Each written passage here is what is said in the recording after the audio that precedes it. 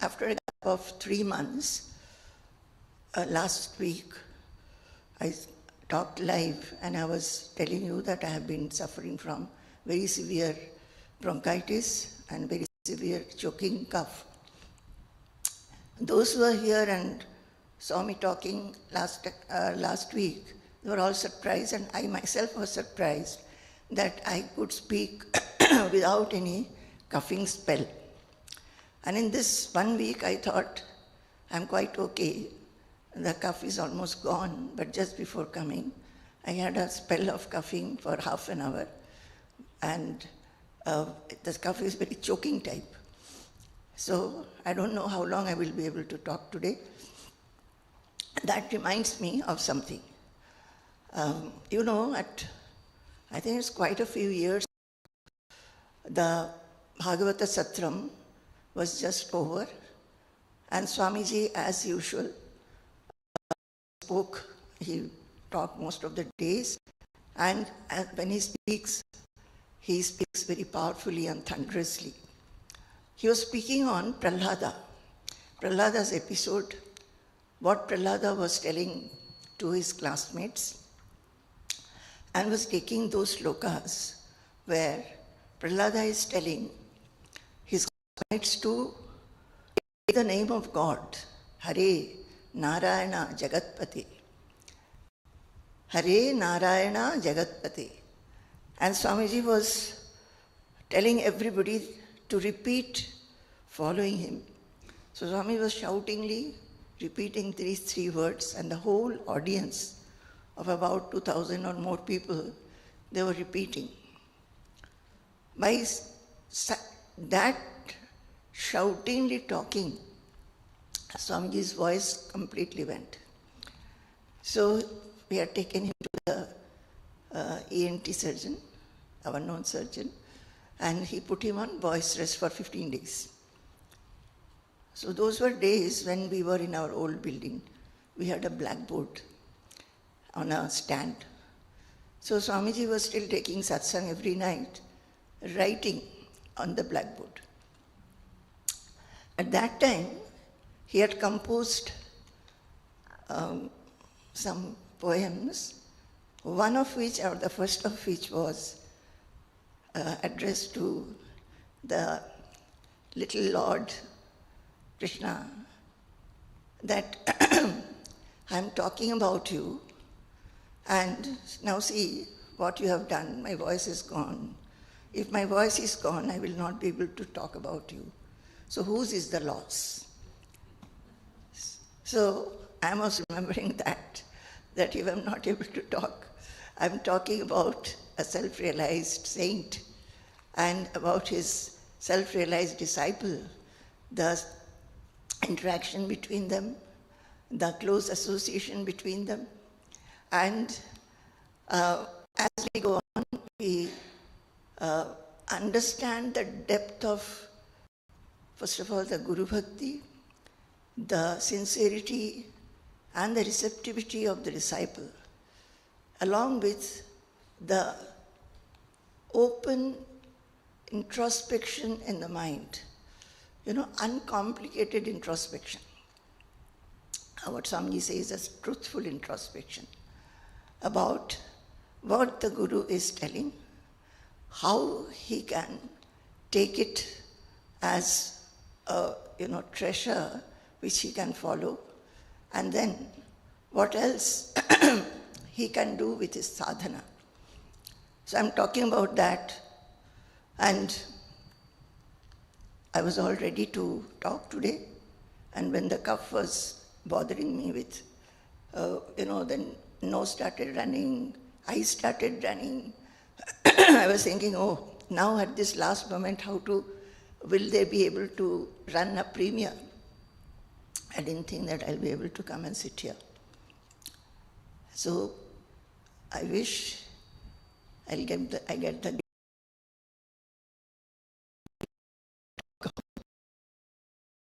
whenever I am not able to chant. As you know, I'm very fond of chanting. And all the slokas that I chant, all the tunes with which I chant, it came from my own heart. when I used to do my sadhana, chanting these. So, when I'm not able to, the tune rings in my heart, but the sound doesn't come. I remember that song of Tagore, which I think I have told you many times. There is a song which says that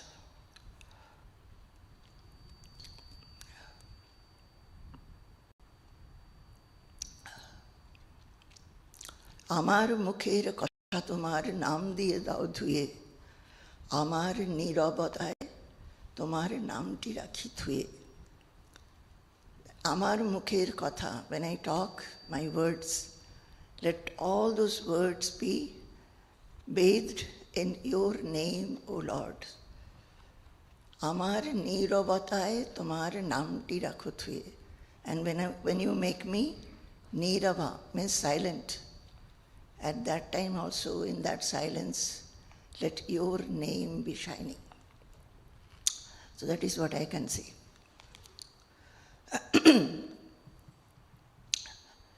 Swamin namaste, natalokabandho, karunya sindho, patitam bhavabdhau, मामुद्धरात्मीय कटाक्षदृष्ट्या ऋज्व्यातिकारुण्य सुधाभिवृष्ट्या स्वामिन्नमस्ते स्वामिन्नमस्ते स्वामिन्नमस्ते स्वामिन्नमस्ते. जय गुरु, जय गुरु, जय गुरु.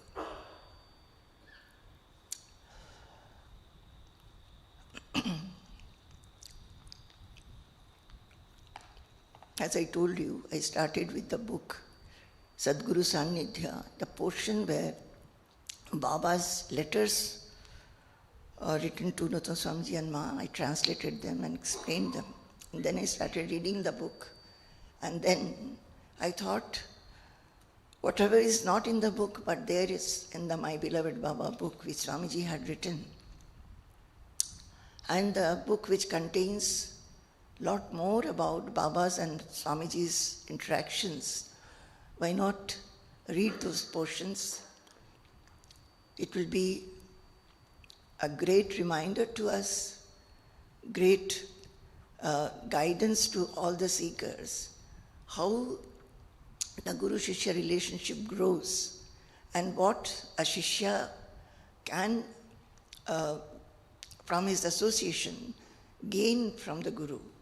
What should be the relationship? How open is the relationship? What is the introspection that any Shishya should do? So in the last session, I just went through some of the very important points which Baba had told Swamiji.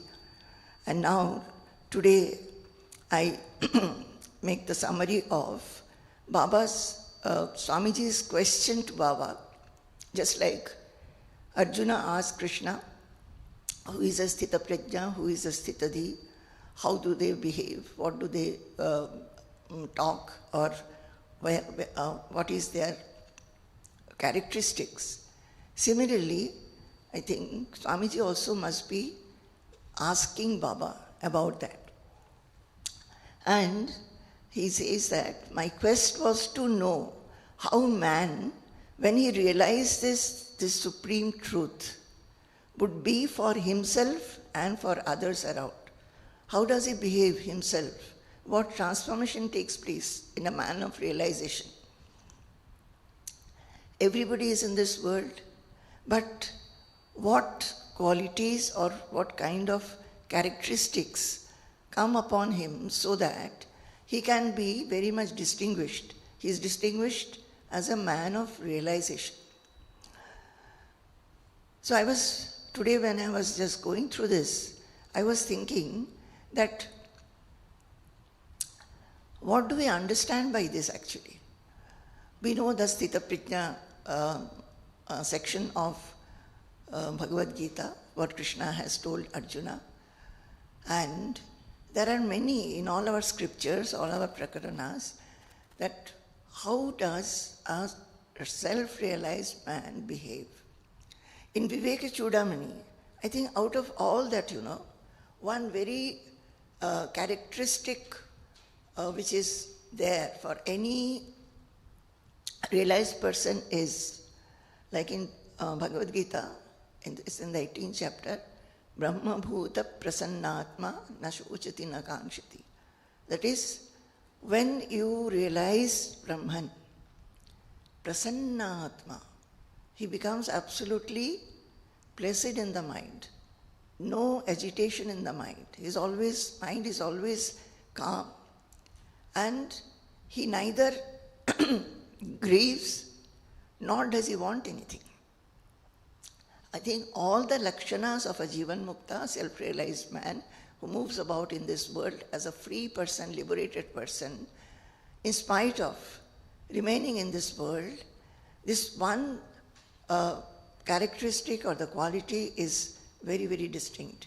That is, he neither wants anything, nor does he grieve, nor does he become elated, and he does not become depressed either. So, I will take two slokas from Vivekachudamani, where Jivan Mukta Lakshana has been given. There are many slokas. It starts from 430. Vivekachudamani from the sloka 430 to 441.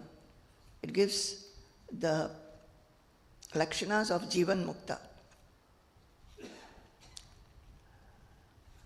So it says that sadhubhi pujyamanesmin pidyamane pidurjanaihi samabhavo bhavedyasya sajivan mukta lakshanaha.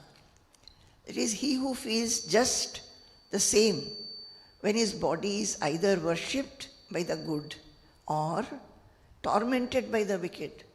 That is, if somebody praises, whatever he feels, that is, he doesn't feel anything. He doesn't feel an elation, or he doesn't feel too much happy. And on the other hand, when he is tormented, insulted, looked down upon by the wicked people, he doesn't feel anything. He is not depressed, he is not angry, he doesn't feel that he should take revenge. He is not disturbed by anything. That is, he remains unaffected.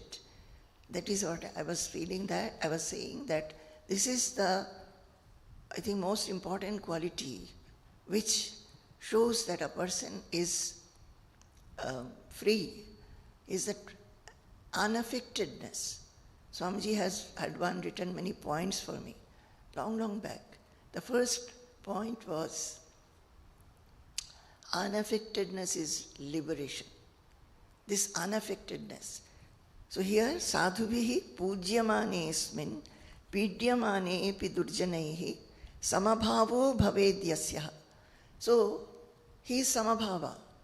Whether a person is good, praising him, giving him a garland or lot of gifts and constantly with his sides doing some service, it's same as when a person, a bad person, a wicked person is insulting him.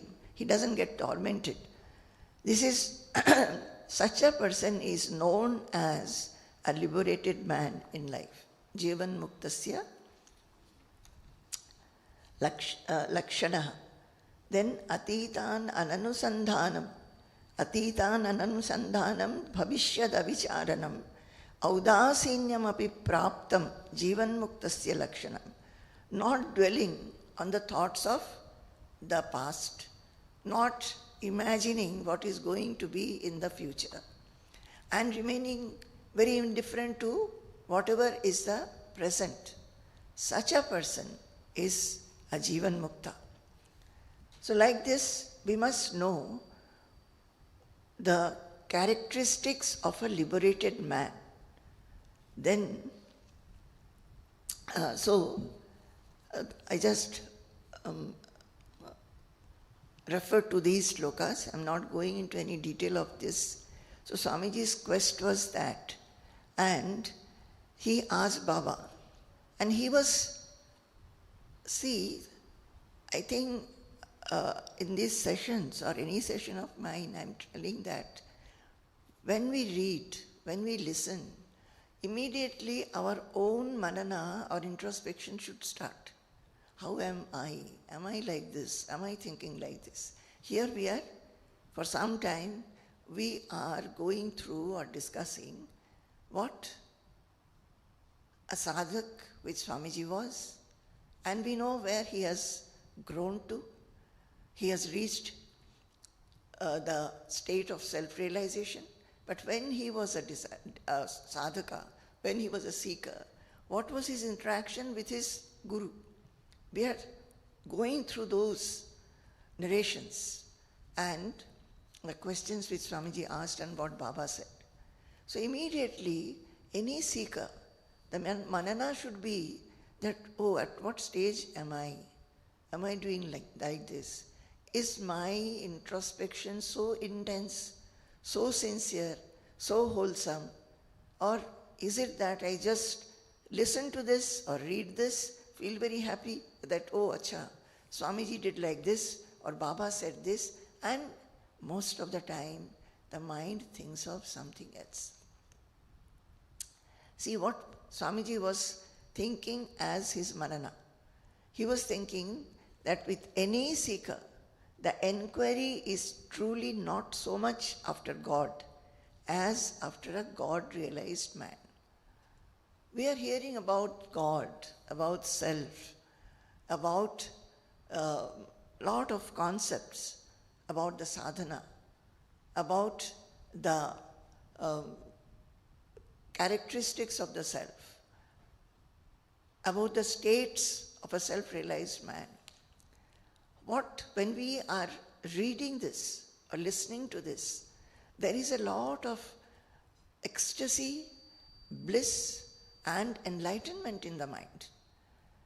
But what of that? We have to understand how that man behaves,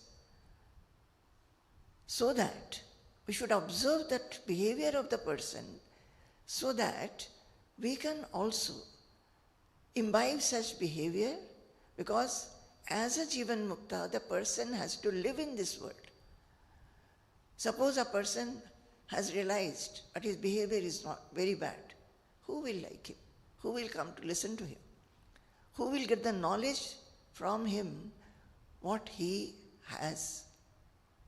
But when when a person is self-realized, what happens is that transformation in his behavior takes place. He will show all the qualities which are like in Vivekachudamani, it is there that he becomes like the spring breeze. He, without any reason, does good for others, loves everybody without any reason.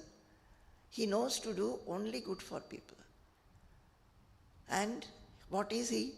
He is shantaha, very calm, is not agitated by anybody. And mahantaha, he is very great. So, shanta mahanto nivasanti santaha, vasanta varlokahitam charantaha. Like the spring breeze, he moves about, doing good to others, bringing happiness to others. Suppose this quality doesn't adorn him, that whoever goes near him feels happy, feels relieved, feels unburdened, feels that there is no difficulty in my life anymore.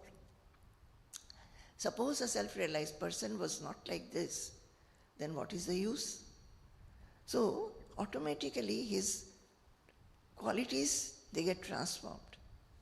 And as a sadhaka, we must watch these qualities in a self-realized man. About the self, about the God, which is absolutely abstract and imaginary, we cannot do anything. But we can interact with a self-realized man, watch and observe his qualities and try to imbibe them. So Swamiji is saying that with any seeker, the enquiry is truly not so much of God as after a God-realized man. And he found that the knower, Baba, was amiable, free, self-revealing, and very comprehensive in his behavior. So when we are, by these, what is meant? When we come near a self-realized person, especially I'm talking from Sadguru Sannidhya, when we come near our Sadguru, we have to watch his qualities, how he is, how open he is, how he loves everybody, how he never blames anybody, never criticizes anybody. Swamiji always says that nobody has done any harm to me. People would have. But he doesn't feel it that way. And we should also be like that. Always available to people. Available means what? Even if he is sick, even if he is tired, if somebody comes with a problem, wants to share the heart, he is ready. And what I have seen in him is never idle, never lethargic, never feeling that this time is not convenient for me, this time is convenient for me. Ready to take up any work at any time of day and night. When I came to the ashram, Swamiji said, ashrama means ajivananta shramam. That when you come to the ashram, know that you have embraced a life where till you drop dead, it will be only work and work and work. No rest. And I think all of us, we have taken to it smilingly. And at one time he said, if you are sick and you find that things have to be done, even if you can roll, you roll and do the work.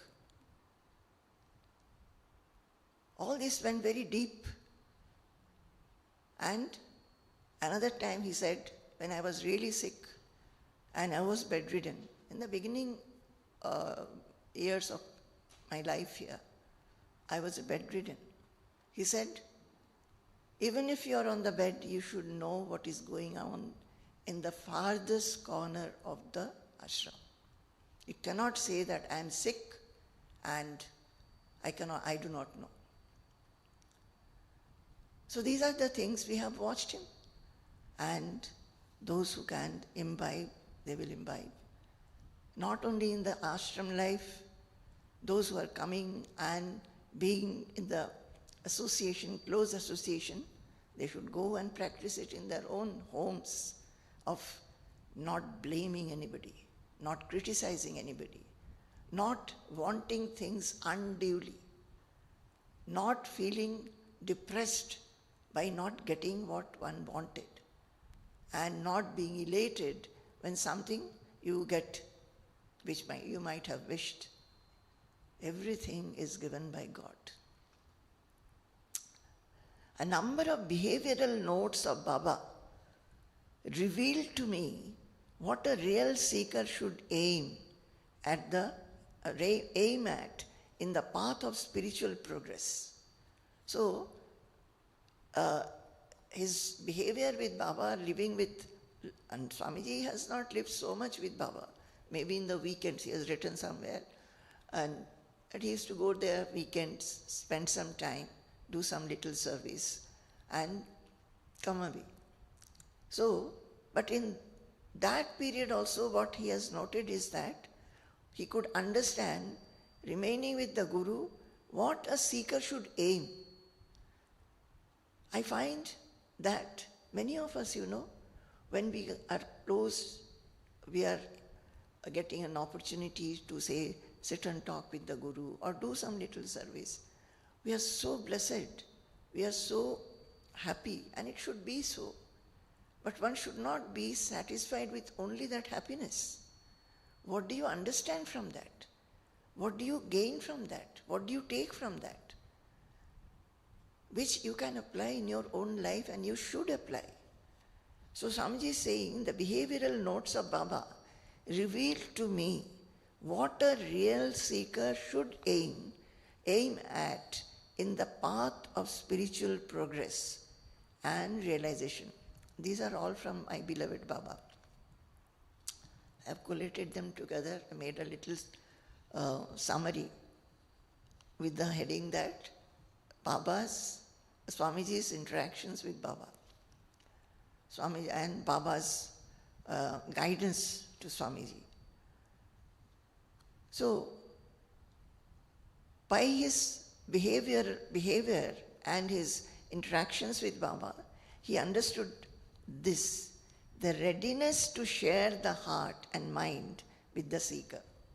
That is, he found the Baba to be very open. That is, a seeker has come. The seeker will not feel that he is keeping a distance, a wall, as if it is something very great. Like a child, he mixes with the seeker. This is what Swamiji learned from Baba, and that is what he is, we find.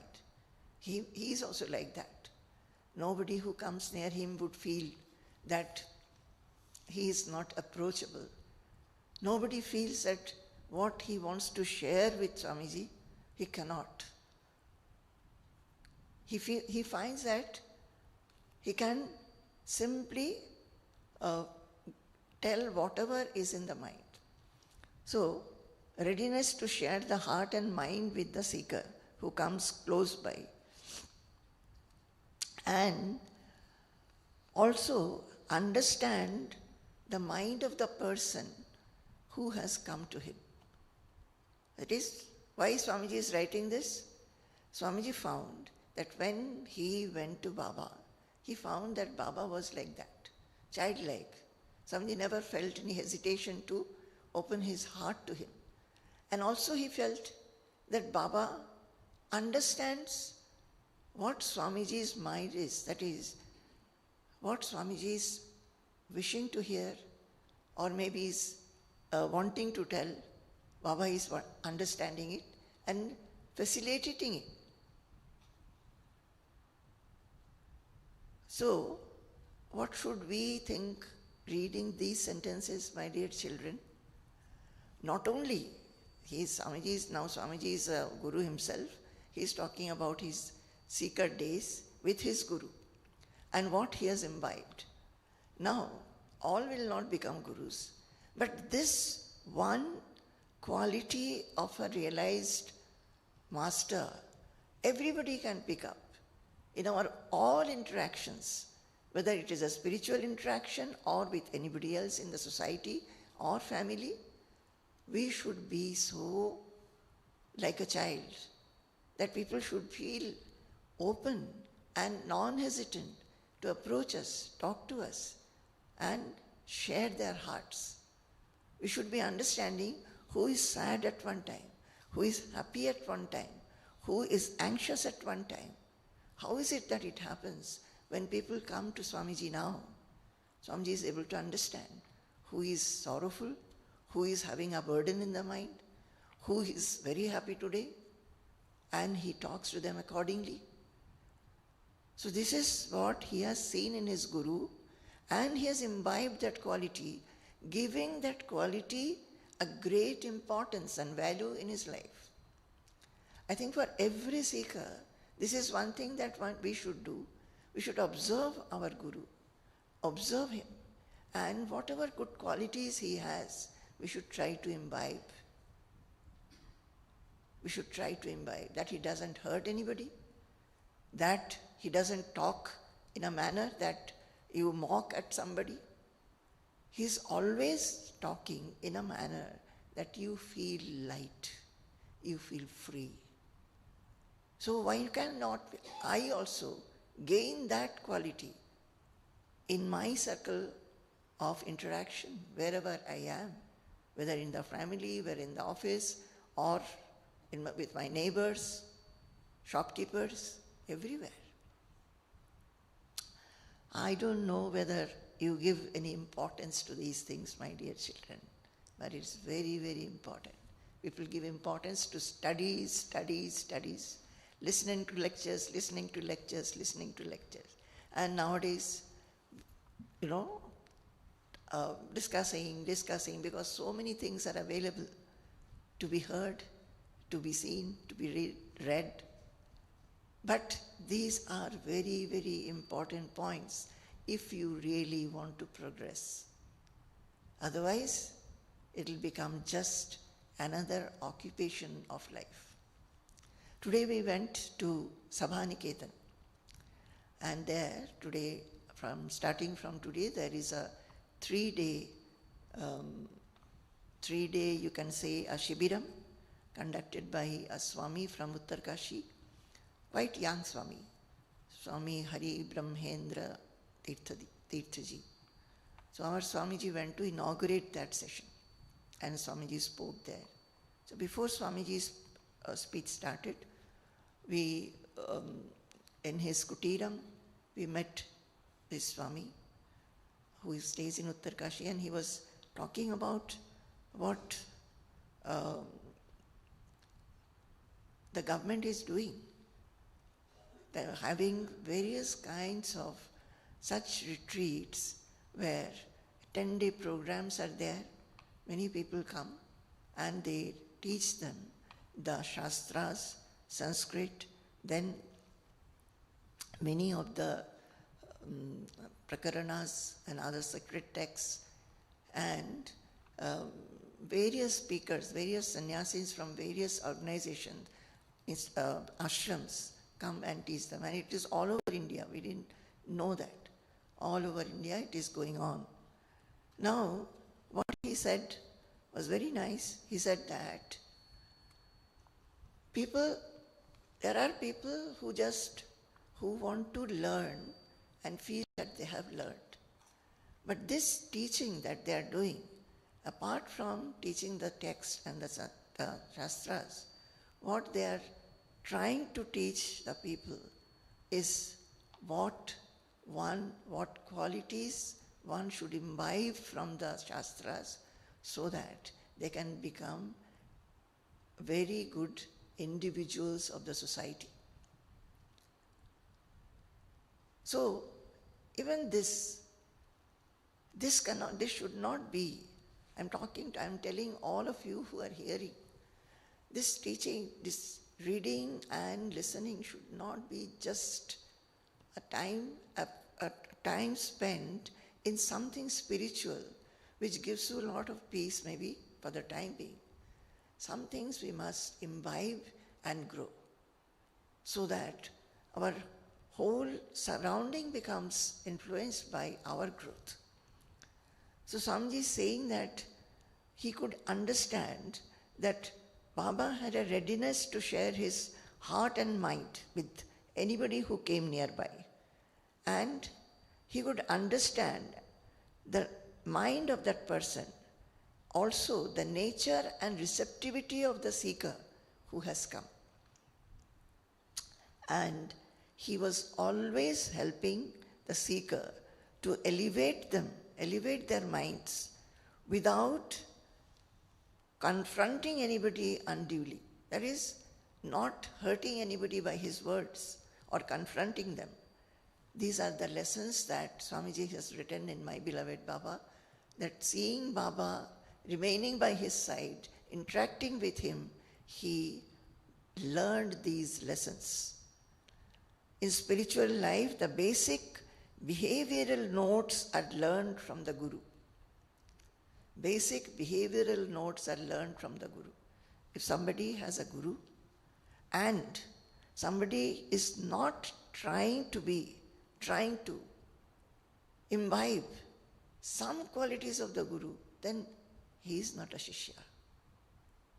So first thing I would like to say, what is the quality that you see in your Guru? Embracing everybody with love. Are we doing that? He embraces everybody. Every seeker who comes, every close disciple who knows him for a long time, or a new person who comes, everybody feels that I am loved, I am accepted. And that is what any guru does. So this one single quality, are we able to imbibe in our circle, in our family, around the people whom we know? These are the introspections that we must have. Do we mix with people without judging them, without having a feeling of, assessing them, analyzing them? Either you feel that, oh, he's good for nothing, he's not that very intelligent, or I'm much better than him. Are you doing it? So what kind of a disciple one is if one has not taken that basic, simple quality of a guru? So in spiritual life, the basic behavioral notes are learned from the guru. Anyone who misses this part from the guru will generally remain incomplete or deficient. Who is saying this? Swamiji himself. He has understood it and he has written it in his book. Then he says that self is there in all. God is there everywhere.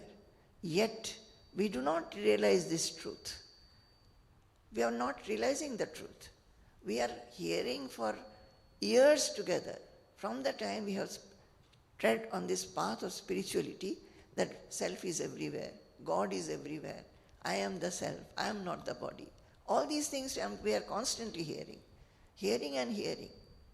But we are not realizing the truth. So should we simply leave it? Why are we not realizing? What should be the introspection then? Am I a disciple if that introspection is not there? So Swamiji is writing, what is then lacking and how can the gap be filled? See, these are the introspections in Swamiji. And he has written them for those who are reading them as a devotee, as a disciple, to understand how one should think, how a shishya should think. Swamiji has thought these when he was a shishya. So, any shishya should think like this, that I am constantly for years together I am knowing about the self. I have some knowledge about the self. Why is it that even after having so much interest, I have not realized it? What is the lack? What is the gap? And how it is to be filled? Who will reveal and demonstrate and this before us? In spiritual wisdom, the depth, strength and clarity come only from close interaction with the knower, the guru. Then he is writing that because this is his feeling, that only when he closely interacted, he wanted to imbibe, and he understood that only by close interaction with the knower, the guru, one can have this clarity. He has written, in spiritual wisdom, the depth, strength and clarity come only from close interaction with the knower, the guru. If I have anything unique and exemplary in the sphere of spiritual wisdom, it is gained by my close association with Baba. The value and benefit cannot be amply described in words. See, Swamiji is not one who, just like we are in the ashram and years staying at the feet of our Guru. Swamiji didn't have that opportunity. He would come and go. But in that small period, you must be understanding what was his sincerity of yearning, that he thought like this and he could receive whatever Baba had told him. So he says that he could understand the depth and strength and clarity can come only from the Guru. And he says, if I have anything unique and exemplary in the sphere of spiritual wisdom, it is gained by my close association with Baba. This close association is a very, very important word, my dear children. You may stay closely, but the association will not be close. Close association means you take, receive, you give value to what the Guru, Sadguru tells you. You watch what his behavior is in different spheres, different situations, what he thinks, and how he gives corrections to you, get corrected. That is the close association.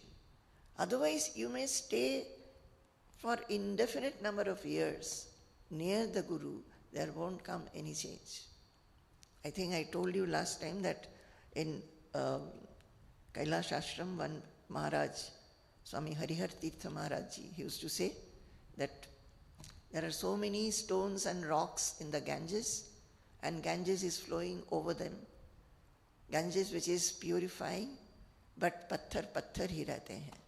The stones remain as patthar because they don't have any yearning to get purified. So even if you stay closely, maybe you are doing all his seva, but you don't gain anything. So he says the value and benefit cannot be amply described in words. So this close association, this I am very close, the close may be, for many years, maybe you are very closely exchanging many words, but the closeness with the Guru is when you understand what the Guru is, his essence, what he wants you to become, and you imbibe it, and that is your only goal. Conversations with Baba. The contact and association with Baba became more and more intense. There were occasions when I went to Dakshin Khanda and stayed with him. I would go during the weekends and return on Mondays. So weekend, Monday means 2-3 days. My Baba,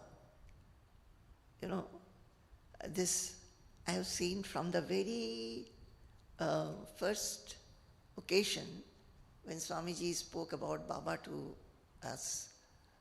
And then on, I have seen Swamiji always would refer to Baba as my Baba.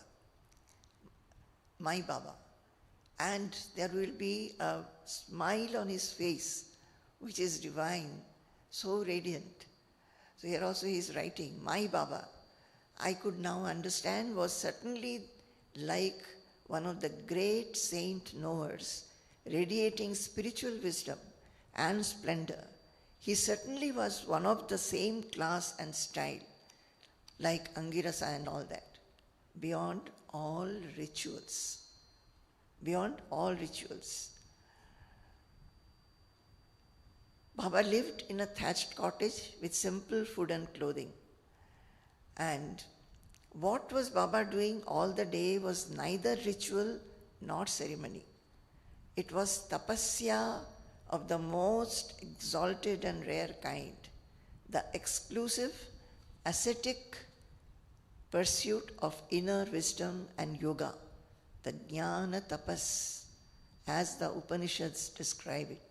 As you know, Baba always used to remain embraced within himself, very silent, spoke very little words. So, the saint of Dakshin Khanda spent most of the time immersed in the depths and embrace of the Supreme Brahman. I have never seen him do any kind of worship except singing songs of self-effacement, sometimes repeating a single line over and over again. As Swamiji has said, many of you must have heard him say this, that Baba used to be in Shirshasana. Baba used to play sitar and harmonium in this pose, and as I just now said, would be mostly on his asan, embraced into himself, and he would be singing songs of vairagya, songs of self-effacement, ego effacement. This one song, Amar matha নত করে দাও হে তোমার চরণ ধুলার তলে, সকল অহংকার হে আমার ডুবাও চোখের জলে. So this song, he used to sing on and on, on and on. I'll repeat this. I have already taken it one of the sessions, but the meaning is like this. আমার মাথা নত করে দাও হে তোমার চরণ ধুলার তলে. Make my head bow down beneath the dust of your feet. It doesn't talk about any God, goddess, deity, nothing like that. It just talks with the self. Make my head bow down beneath the dust of your feet. সকল অহংকার হে আমার ডুবাও চোখের জলে. Drown all my pride, my vanity, my arrogance in my tears. We are always like that. We have so much of vanity, so much of pride, so much of arrogance. When we come to understand it, we feel tearful. So the seeker is praying to one's own indweller that make my head bow down beneath the dust of your feet. সকল অহংকার হে আমার ডুবাও চোখের জলে. I've forgotten the Bengali lines. In giving glory to myself, নিজেরে করিতে গৌরবদান, নিজেরে কেবলই করি অপমান. In giving glory to myself, I only humiliate myself. We are always very eager to glorify ourselves. I have done this, I know this, I went there, or I am this much qualified, or I am something. So, in giving glory to myself, I only humiliate myself. I go around myself. Aponare shudhu gheriya gheriya, ঘুরে মরি পলে পলে. I go around myself alone, ceaselessly, go around myself in circles, but all in vain. That is, in giving glory to myself, I only humiliate myself. I go around myself alone, and ceaselessly I do so, but all in vain. That is what we do. I. We are always I and mine, I and mine. If we look into ourselves, we'll find that only. We are always glorifying ourselves. If not, sometimes in spoken words, at least mentally. And we are only circling around that small I. So we reach nowhere. Only when we can cut asunder, break that small I and spread into the whole universal I, that we will be reaching to the infinite felicity. So, the poet Tagore is saying, I go around myself alone ceaselessly, go around in circles, but all in vain. আমারে না যেন করি প্রচার আমারও আপন কাজে, তোমারও ইচ্ছা করো হে পূর্ণ আমার জীবন মাঝে. Let me not project myself in my work and activities. What is the meaning of this? Are we not doing it always? Whatever we do, we say, I have done. I have done. Who has given me the limbs? Who has given me the mind and buddhi? Who has given me the thought of any work? Who has given me the competence and ability to do the work? It is all given by that one Supreme. We forget that the whole life is given by Him. So, let me not project myself in my work and activities. Let me remember, let your will be done in my life. তোমার ইচ্ছা করো হে পূর্ণ আমার জীবন মাঝে. Let me remember while being active that it is all your will that I am fulfilling in this life.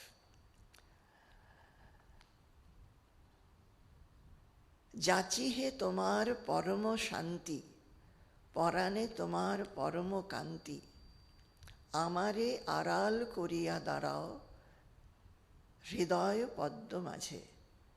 I ask for your eternal supreme peace. I ask for your eternal supreme peace.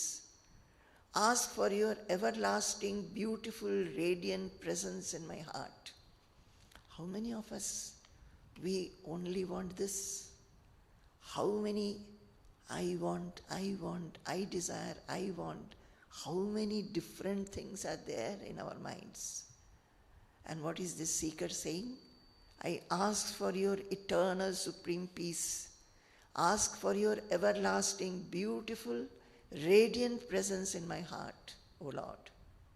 Veiling myself, stand revealed in the lotus of my heart. That small I which comes forward makes it so big, makes me forget my actual self, my true identity. Veiling that, stand revealed in the lotus of my heart, O my Lord.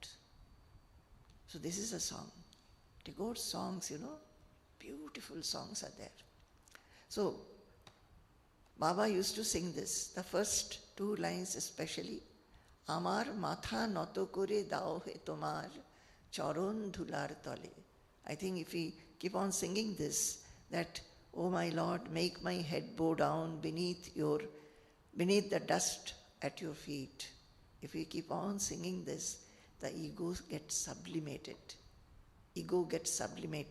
Our ego is constantly standing up and showing its head, showing its hood constantly. And it says, Amar matha noto kore dao he tomar charon dhular tale, shakol ahankar he amar ডুবাও চোখের জলে. Drown all my pride, my vanity, my arrogance in my tears, O Lord. So he used to sing this, sometimes sitting, sometimes just lying. And few shlokas Swamiji has written, Baba used to refer to or chant maybe. One is Chanchalam hi manah Krishna, Pramathi Balavat Dridham, Tasyaham Nigraham Manye Vayoriva Sudushkaram. This you know from Bhagavad Gita 6.34. That the mind is given to swinging and swerving. It is turbulent and very powerful too. To bring it under control and moderation is like restraining the wind. That Arjuna is telling Krishna. The Chanchalam hi manah Krishna, Pramathi Balavat Dridham. I feel tasyaham nigraham manye. He says that I feel that the mind cannot be controlled and restrained as we cannot restrain the wind. So Baba used to say this. Similarly, another verse which carries immense wisdom and direction and indicates the ultimate outcome in one's seeking life was from Aṣṭāvakra-samhitā. Yada yat kartumayati tada tat kurute rijuhu shubham vapya shubham vapi tasya cheshtahi balavat. This also Swamiji, our Swamiji also, has been telling even now very, very often, and it is very, very important for any seeker's life. One should become like a child. The straightforward person does whatever arrives to be done, good or bad, for his actions are like that of a child. A true knower will be like a child. This one says, whatever comes to you, do. Don't be lethargic. Start doing it. And behave like a child. A true knower will be like a child. With the childlike simplicity, he goes on doing things in a very straightforward manner. The straightforwardness is the quality here, which he's saying, that you should not become complicated. Be straightforward. Be like a child. And just like when a child does anything, suppose it is wrong also, nobody adduces any reason or a partiality in the child's behavior. So, whatever comes in your way, simply without feeling whether you like it or you do not like it, it has to be done, do that work. Do that work. The knower too, like a child, will have his sense of doing or not doing. So these slokas, when told, like I know in my life at least, this sloka which Swamiji told me, right, in my association with Swamiji, he used to send me, when I was in the household event, Swamiji used to send me some slokas to learn. He will write the slokas in his own handwriting and type out the meanings of the slokas, and those days it was post. And I used to learn them by heart. This was one of these slokas. Yada yat kartumayati tada tat kurute rijuhu. Don't have this, I like this, I do not like this. This has to be done, you do it in a very straightforward manner, like a child. So, the mind should find, mark these words, the mind should find its deep and well-founded harmony while doing whatever is being done, as well as before and after doing so. Generally, when we take up any work, there is a lot of anxiety, lot of imaginations, lot of planning is also there. What will happen, what will happen? And we are always attached to some particular outcome of the work. This sloka says that work has come, do it like a child, don't get so anxious about the outcome. Whatever you have done it in your best manner, let whichever outcome come, let it be. So, the mind should be ready for that harmony. Maybe the result that one wants has not come. One should not become depressed. If the result has come, one should not become elated. These are qualities of a Jivan Mukta. So all these are related. So Swamiji is, in his own introspection and analysis, Swamiji is telling us the mind should find its deep and well-founded harmony while doing whatever is being done, as well as before and after doing so. This harmony and its preservation are the most important aspect of spiritual wisdom. This harmony and its preservation, that is, the mind must be in harmony with disharmony also. One should not get affected by anything. Unaffectedness is liberation. These are the words which Swamiji has told us, has been telling us. Where from he got this? With his association from Baba. And he is narrating those association, his learnings in detail. He has written in this book, My Beloved Baba. These days, when anybody asks for Diksha from Swamiji, Swamiji says, read the book My Beloved Baba 5 times. Why? I think earlier he was not telling that. Maybe he finds that people should read and then take Diksha. Read it 5 times. And he is not giving Diksha to anybody without their reading it 5 times. He said one must know who is a Guru. One must know what should be your behavior with the Guru, your learning from the Guru, what is a Guru-Shishya relationship, how you should transform yourself. So, these are all narrated. What he has narrated has been his own learnings. And we are so fortunate and so blessed that he has narrated them openly with us for all the people who follow him to feel enlightened, to know what one should absorb from the teachings of a guru. So, he says this harmony and its preservation are the most important aspect of spiritual wisdom. Enlightenment should lead to mental and moral harmony of an unshakable nature. Enlightenment should lead to mental and moral harmony of unshakable nature. The harmony should be such that you are not shaken by anything. Anybody criticizing you, anybody telling bad names, anybody mocking at you. If you have the real wisdom, you are unshakable. Baba was getting ready, then Swamiji is given. So my quest on the subject was still on. Swamiji is writing, the enquiry on Siddhi and the Siddha. When will the sadhaka become a Siddha? Swamiji asked Baba, when will the sadhaka become a Siddha? What will a Siddha be like? How to know the Siddha? When these conversations with Baba was going on, Baba was getting ready to start for some place. He was changing his dhoti. I was standing close by in the room.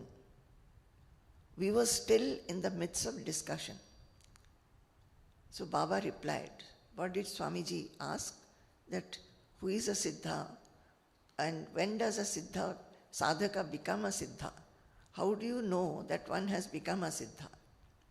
What a Siddha will be like? So Baba was ready to go somewhere and getting dressed. Baba said, a Siddha would say, where are you running? Whom are you seeking? Go nowhere. Worship here. And Baba pointed to himself.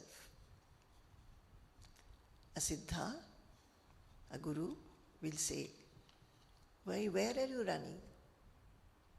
And what are you seeking? Go nowhere. Worship him. Who? The Guru. Guru Devatatma. Guru and the deities and your own self is the same.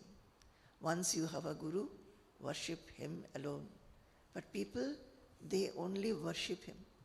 They keep big photos, every day do puja, just like they will do for the deities. Similarly, they will light an lamp, offer flowers, incense sticks, maybe some naivedyam also. That's all. Chant some shlokas. That is not the worship.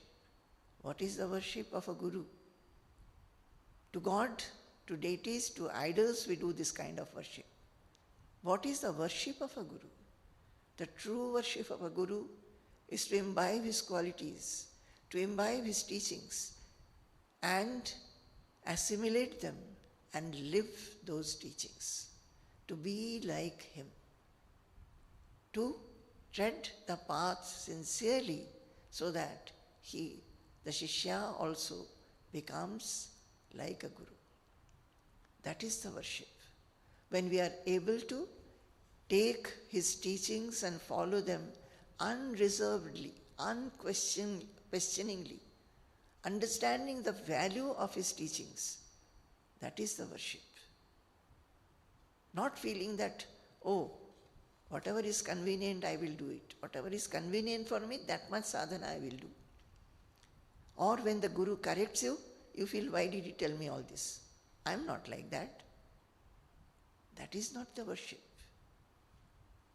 Take everything from him as his blessing, as his grace. That is the worship. Swamiji was one day telling me, we were at the breakfast table.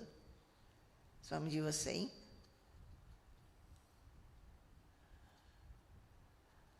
see, I'm talking and talking and talking. And everybody is listening and listening and listening. When one hears something enlightening, should he not take to it immediately? And then he replied it. He himself was questioning. Should they not take it immediately? And become like that? And then he was replying it himself. They do not, Ma, because it does not suit them. It does not suit them. That is, most of the people, they take whatever is convenient to them and don't open up fully. That is why. So,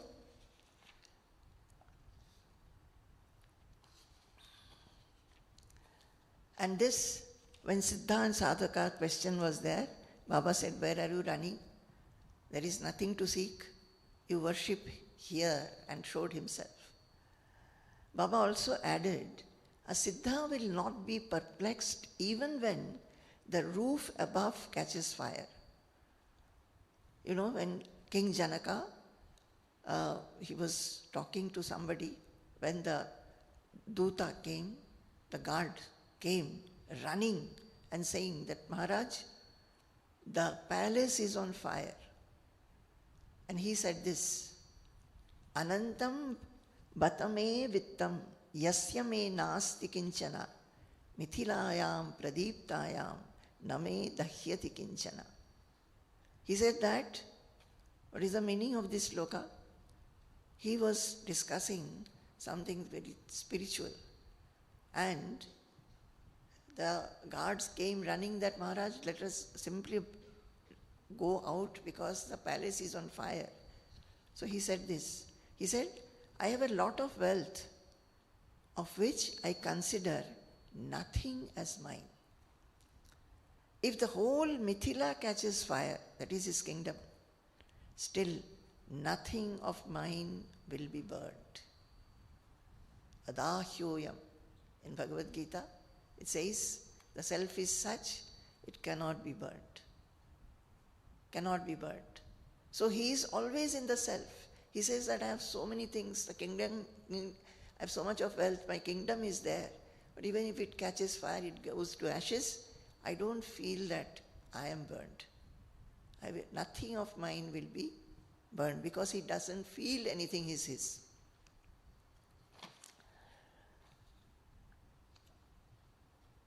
So I will take the next portion. Brief and precise directions. Very precise and brief directions which Baba gave to Swamiji. It's very, very important for all the seekers. I'll take it next week. Okay? So Baba's grace and Swamiji's grace were there. I could talk uninterruptedly, and that is what I got in my life. Their grace and blessings. I will not chant the last sloka, so we'll stop here. Not able to chant. Okay. Jai Guru, Jai Guru, Jai Guru.